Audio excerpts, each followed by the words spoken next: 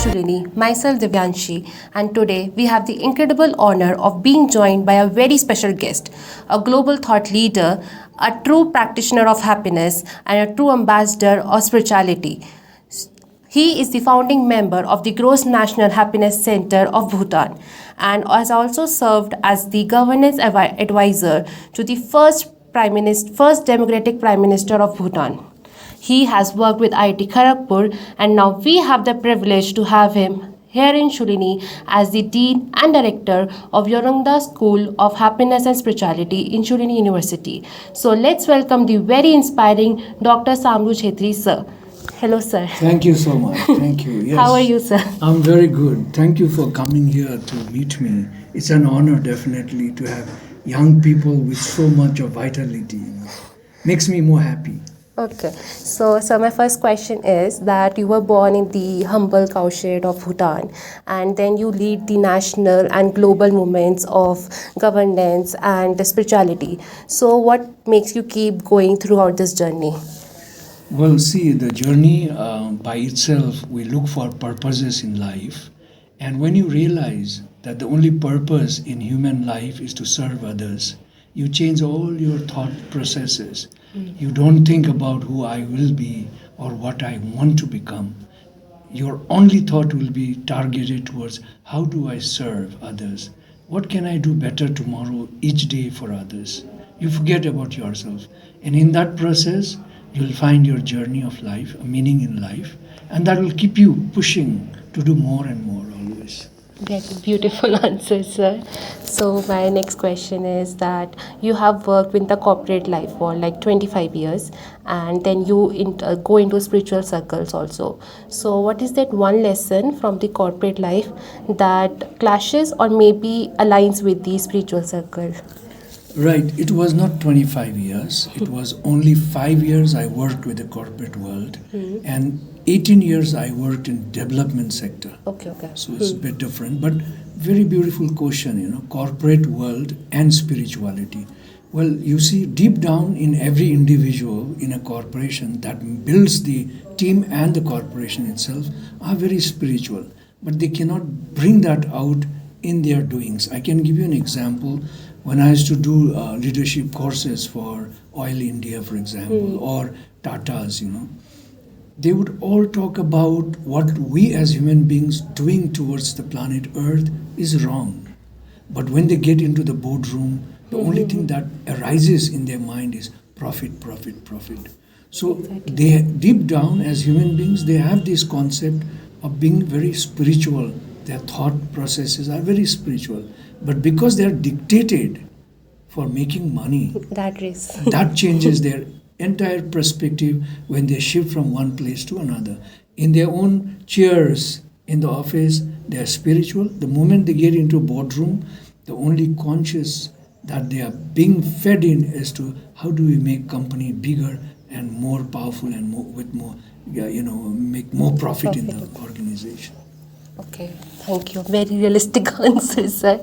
So my next question is that you teach the practice and science of happiness, and so how can we as a student can inculcate that in our daily life, balancing our studies, balancing our exams, pressure, and everything? Thank you. This is a beautiful question, and I think all Shoolinians should listen to this. You see, from the waking time to the sleeping time, in every moment you can be aware what you're doing, what you're thinking, eating, drinking, writing, whatever actions you are taking, either mentally or physically. When you're aware with it, you're actually meditating. You're actually being very mindful. When you are in mindfulness, you are naturally in the happiness, in the in the pedestal, let me put it that way, in the pedestal of happiness. Or the joy and happiness will always be with you, walking as a shadow with you when you are mindful.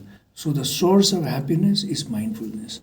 When you remain mindful, and it's just practice. It's so simple to sound, but it's a practice. You have to start right from the time you wake up from your pillow, you push yourself against the bedpost, think about yesterday, how did my yesterday go? If that yesterday came today to me, what is one good thing that I will put forward for tomorrow? Then think about your today, how your day will go, and what is one good thing you're going to add today, right? Then you take a resolve. Today, I'll walk with mindfulness or peacefulness or calmness, not getting jittery, angry, frustrated with anything. Take a resolve and just meditate for 3 seconds. Oh, sorry, 3 minutes. 3 minutes minimum, And then lie down flat on the bed and do some cyclic kicks. Jump off the bed, say thank you to Mother Earth that you have another day to live forward, to look forward, to serve others. And then you can go to your bathroom and then have your self-affirmations, your mission statements in there, somewhere where you are present, so that you can constantly remind your mind what you want to be, and you'll become, because everything is in the mind. Okay, so you just said to meditate, and I tried myself doing meditating, but what the problem is, I set a timer of 3 minutes. I keep looking at the watch in every 10 seconds that whether it's done or not, and then I'm not able to focus. Like, what should I think of? What should I focus on? I started thinking of the birds chirp or listening the wind sound and everything, but I still thinking of that today I have to do that assignment, tomorrow I have that exam, something like this. So what should I focus on? Right. So you see, mind is a monkey mind. It keeps on jumping from one to another. You sit for meditation, it's wandering somewhere, exactly what you're referring to. But then you need to give that monkey something that the monkey gets engaged.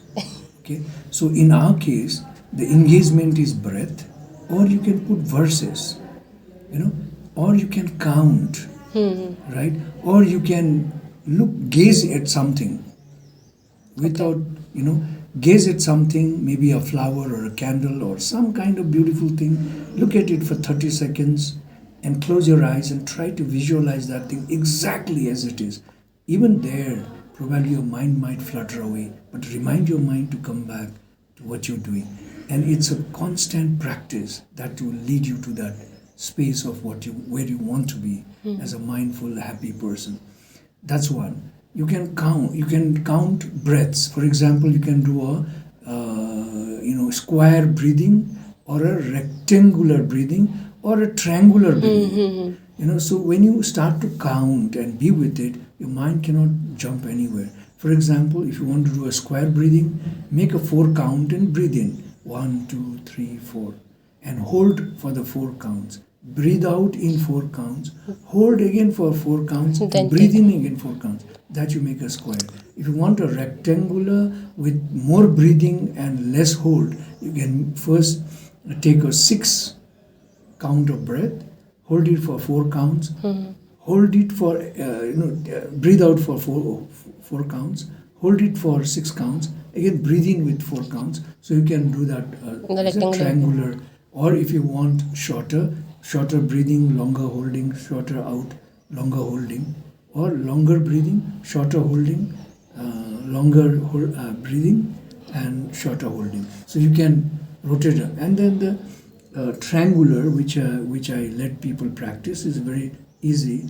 You take a 6 breath, take a deep breath, count 6, hold it for 2 counts, max, or 3 counts, and breathe out again in 6 counts. Hold it for 6 counts. So you get into a circle, in the cycle of that, not circle. The cycle of that triangle. Triangle, yes. And then you'll always be there. Because you're counting, your mind is focused in your breath. The very simple way of meditating is keeping your mind in breath, with the breath. So when your body, mind, and your breath is connected, you're already in the present moment. And there's no chance that you'll think about the past or the future. You'll always be grounded. So to ground ourselves, these are some of the techniques that we can apply. There are many techniques, You can be aware of your body. You can be aware of, you can even do, mantras, chantings. But then if you do not know the meaning of chanting, then what happens is the sound can help you. The chanting as a sound, that vibration can bring positive effect into you, but it's not necessary that it will bring you to that height where you want to be. Okay. Right?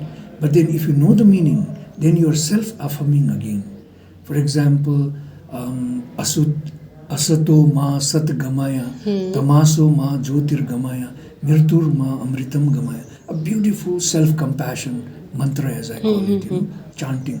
It's very simple, Asato ma sat gamaya. Let all the,